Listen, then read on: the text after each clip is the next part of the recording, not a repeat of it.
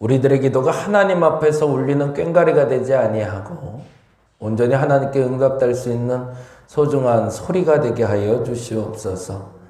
광야에 외치는 소리가 광야이기에 흩어진 것이 아니라 그 소리가 능력이 있어 복음이 전파됐던 것처럼 우리들의 소리가 어떤 상황에도 어떤 환경에도 흩어지는 소리가 되지 말게 하여 주시고 하나님께 모아져 상달되는 기도가 되게 하여 주시며 응답되는 기도가 되게 하여 주시옵소서. 하루를 시작하며 한 주를 시작하며 주님 앞에 나왔습니다. 빈손으로 나오지 아니하고 감사의 예물을 들고 나온 이도 있습니다. 하나님 기뻐 받아 주옵시며 이 예물이 당신 앞에 소중하게 드려지게 하시고 그 마음이 주님 앞에 소중하게 드려지게 하여 주시옵소서. 이 자리에 나와 기도할 때마다 하나님 응답하시는 줄 믿습니다. 소중한 마음을 담아 간절한 마음을 담아 주께 아뢰오니 울리는 꽹과리 되지 말게 하시고 흩어지는 소리 되지 말게 하여 주시며 하나님께 소중히 담겨 올라가는 금양료에 담겨 올라가는 소중한 기도들이 되게 하여 주시옵소서. 감사합니다. 고마우신 예수님 이름으로 기도드렸습니다. 아멘. 아멘. 오늘은 시편 말씀 보는 날인데요. 시편 120편 말씀 같이 봅니다. 시편 120편이고요. 오늘은 제가 원래 김미연 씨가 방송을 해야 되는데 방송을 못 하겠다고 저보고 좀 대신해 달라고 그래서 오늘 정릉에 좀 갔다 와야 될 것 같아요. 여러분 기도 좀 해주시기 바랍니다. 그래서 아마 이번 주 다음 주에 라디오 방송 녹음을 좀 할 것 같습니다. 11시부터 1시까지 진행되는데요. 와우 CCM 라디오 방송 잘 하고 올 수 있도록 여러분 기도 부탁드리겠습니다. 시편 120편 1절에서 7절까지 같이 한 목소리로 천천히 읽도록 하겠습니다. 내가 환난 중에 여호와께 부르짖었더니 내게 응답하셨도다. 여호와여 거짓된 입술과 속이는 혀에서 내 생명을 건져 주소서. 너 속이는 혀여 무엇을 내게 주며 무엇을 내게 장사에 날카로운 화살과 로뎀나무 숯불 이리로다. 매색에 머물며 계달의 장막 중에 머무는 것이 내게 화로다. 내가 화평을 미워하는 자들과 함께 오래 거주하였도다. 나는 화평을 원할지라도 내가 말할 때에 그들은 싸우려 하는도다. 아멘. 이제부터 표제가 이제 또 붙기 시작하는데요. 119편까지 봤을 때는 사실은 표제가 따로 없었죠. 그러니까 표제가 없다는 건 제목이 없다는 얘기고요. 그리고 또 하나는 언제 어디서 누가 지었는지 모르는 시 중에 또 하나인데, 근데 특별히 120편부터 134편까지는 표제가 붙어요. 제목이. 그 제목은 뭐라고 붙어 있죠? 여러분 시편에도 맨 앞에 붙어 있을 텐데 성전에 올라가는 노래 이렇게 돼 있어요. 그래서 120편부터 134편까지가 이 성전에 올라가는 노래로 편집이 돼 있어요. 시기적으로는 언제가 되냐면 사실은 이제 뭐 다윗 왕조나 이렇게 왕국이 완성됐을 때가 아니라 바벨론 포로를 마치고 돌아왔을 때를 얘기합니다. 이스라엘 백성들에겐 6월절, 77절, 장막절 3번을 걸쳐서 반드시 성전에 모여야 됐어요. 성인 남자들이. 근데 그때마다 그들이 읊조리며 올라갔던 시. 뭐 상상을 해보자면 그런 거 있잖아요. 군대에서 군인들이 이렇게 전진하면서 이제 군가 부르잖아요. 그래서 힘차게 발맞춰 군가 부르면서 올라가는 것처럼 성전에 올라가면서 사람들이 흥얼흥얼 하면서 성전에서 만날 하나님에 대한 부푼 기대를 가지고 부르는 시가 바로 120편부터 134편까지가 됩니다. 근데 이 시들이 공통적인 특징이 하나가 있어요.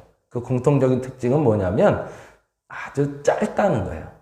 왜 그랬을까요? 시편 119편은 176절까지 돼 있잖아요. 근데 이렇게 장하고 길지 않고요. 아주 짧게 돼 있어요. 예, 외울 수 있도록 하기 위해서. 그냥 이렇게 1절, 오늘 부른 찬송가처럼 1절, 2절, 3절, 4절, 5절까지 있으면 외우기가 어렵잖아요. 이게 누구든지 와서 예배 전에 그리고 모이는 사람들이 야, 오늘은 이거 한번 불러볼까? 라고 했을 때 단순하지만 그러나 반복적으로 같이 부를 수 있는 노래. 그래서 7절, 10절 뭐 이런 식으로 짧게 구성이 되어 있습니다. 그리고 그 내용은 아마도 그때그때 상황에 따라서 지어진 시기 때문에 일상에 관련된 것들이 많고요. 그리고 그 남자들이 올라가며 하나님에 대한 기대를 가지고 부른 시. 그래서 상황과 그 상황에 맞는 하나님이 어떤 분인지를 찾아보시면 이 시편 중에 특별히 성전에 올라가는 노래들에 대해서는 또 다른 느낌으로 여러분이 만날 수 있을 것 같습니다. 그 시작점은 이렇게 되고 있죠. 1절 말씀 같이 한번 읽어볼까요? 내가 환난 중에 여호와께 부르짖었더니 내게 응답하였도다. 세 가지를 동그라미 해놓죠. 첫째는 환난 중에 시인의 상황이에요. 시인은 지금 이런 상황이라는 첫째 환난을 당하고 있었대요. 근데 더 중요한 게 있어요. 내게 응답하셨도다. 그 말은 뭐죠? 환난이 있었으나 환난이 끝났다라는 거죠. 근데 왜 끝났냐는 게 중요한 거죠. 네. 내게 환난이 있는데 그 환난이 끝났대요. 근데 끝난 이유는 여호와께 부르짖었더니 끝났더라. 그러지 않으면 성전에 올라갈 필요가 없는 거죠. 내가 환난을 당하고 있는데 양목사 도움으로 환난이 끝났다. 그러면 양목사한테 오면 되는 거죠. 그렇죠? 왜요? 그 환난을 끝내준 주체가 거기에 있기 때문에 그리로 가는 거니까. 시인은 다음과 같이 고백을 합니다. 어떤 환난이 있다 할지라도 그 환난은 하나님께 부르짖으면 응답받을 수 있다. 근데 여기에 두 가지 매우 중요한 주제가 있어요. 부르짖었더니 응답하셨다라는 말을 통해서 알 수 있는 건데 그건 환난이 정말 끝난 걸까요? 믿음의 결단일까요? 네. 두 가지를 볼 수가 있다는 얘기죠. 첫째는 정말 환난이 끝났기 때문에 하나님께 올라가는 사람도 있겠지만 제가 생각하기에는 후자가 맞는 것 같아요. 환난 중에 아직 있어요. 근데 나는 알아요. 하나님께 부르짖었거든요. 내가 이 환난이 끝났다고 미리 선포를 해버린 거죠. 이 환난이 아직도 지속돼요. 근데 이제는 이 환난이 나를 괴롭힐 수 없다라는 믿음의 선포라는 겁니다. 그러면 도대체 이 시인이 당하고 있는 환난은 뭘까? 그 시인이 당하는 환난에 대해서 다음과 같이 이야기합니다. 2절 볼까요? 같이 한번 읽어봅니다. 여호와여 거짓된 입술과 속이는 혀에서 내 생명을 건져주소. 그러니까 아직 끝난 게 아니네요. 그렇죠? 이미 끝나버린 환난이면 뭐라고 해야 돼요? 이게 또 과거형으로 가야 되잖아요. 여호와여 거짓된 입술과 속이는 혀에서 내 생명을 구원하시니 감사하나이다. 이렇게 가야 되잖아요. 근데 그게 아니고요. 미리 믿음으로 선포해버리고 이건 끝난 전쟁이야. 이건 끝난 거야. 라고 아예 선포해버리고 지금 내게 있는 환난에 대해서 주께 고하는 겁니다. 근데 그 환난은 뭐라고요? 거짓된 입술과 속이는 혀라고 되어 있어요. 사람을 가장 괴롭게 하는 건 뭘까? 사실은 나 스스로 아픈 거는 내가 이겨낼 수 있는 것 같아요. 그런데 믿었던 사람에게 배신당하는 것만큼 고통스러운 게 없는 거죠. 원래 믿을 수 없는 사람이 원래 대도 안 되는 사람이 나한테 뭐라고 하면 그냥 무시해버리면 되는데 이 사람만큼은 안 그럴 줄 알았는데 이 정도면 내가 저 사람에게 큰 도움을 받을 수 있고 함께 할 수 있는 줄 알았는데 근데 그 사람이 내게 거짓된 입술과 속이는 혀로 다가왔다는 겁니다. 그게 내게 환난이 되었다고. 그래서 이렇게 얘기합니다. 3절 말씀 보니까 너 속이는 혀여 무엇을 내게 주며 무엇을 내게 더할꼬. 그러면서 이 시인이 하나님께 구한 게 무엇인지가 나오죠. 그 환난에서 건져내는 것뿐만 아니라 4절에 보니 다음을 구하고 있습니다. 4절 말씀 읽어볼까요? 장사의 날카로운 화살과 로뎀나무의 숯불이로다.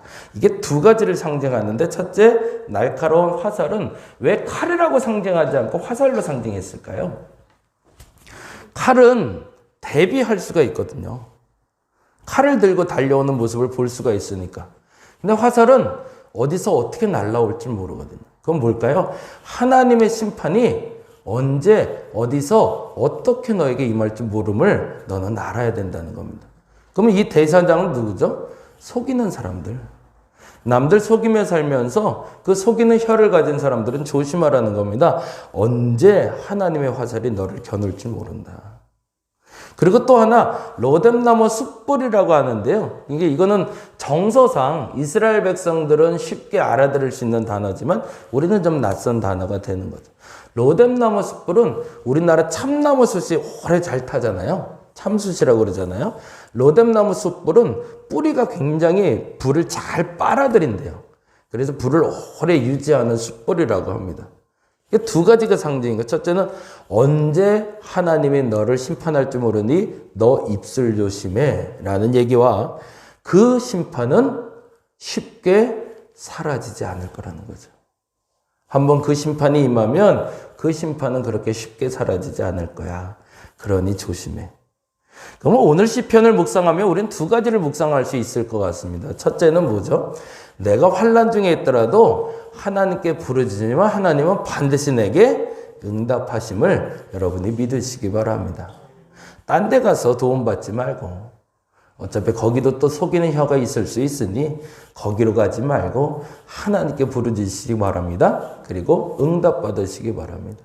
근데 중요한 거는 사실은 우리는 긍정적인 하나님의 응답에 대한 적용도 해야 되지만 한 가지 조심스러운 적용도 해야 되죠. 그게 뭐냐면 나는 속이는 혀는 아닌가라는 겁니다.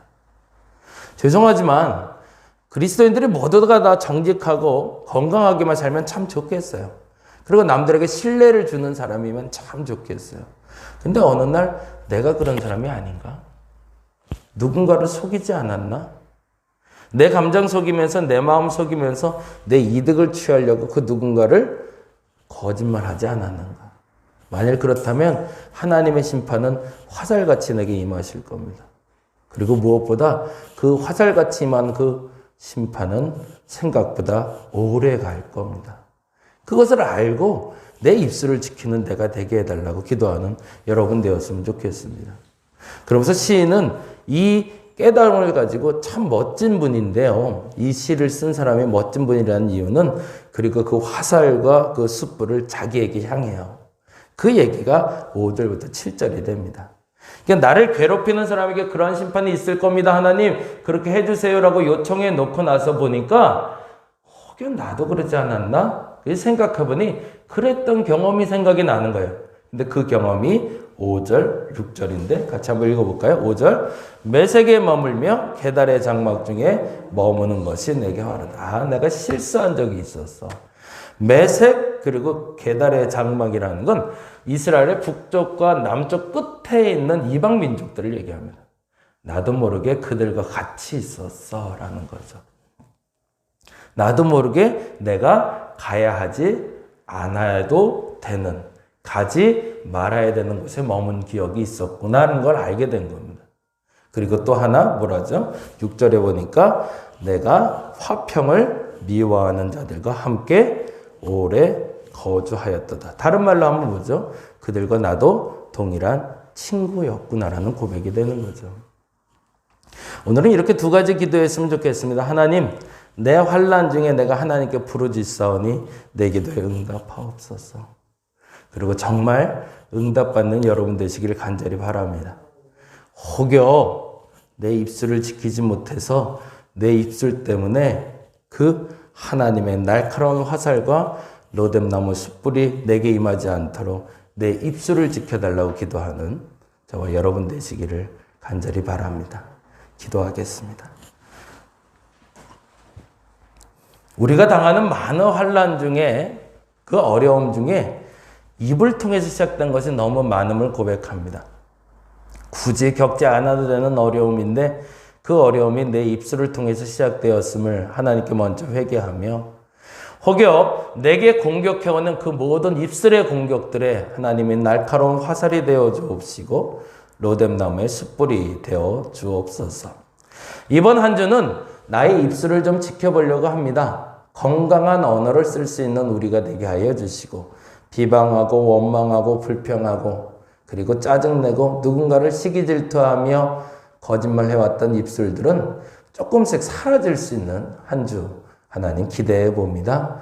저들에게 그 입술을 허락하여 주시고 그러한 기도의 자리를 통해서 회복되는 자리 되게 하여 주시옵소서. 감사합니다. 고마우신 예수님 이름으로 기도드렸습니다. 다 같이 기도하고 돌아가도록 하겠습니다. Let's get it, let's get it, let's get it, let's get it.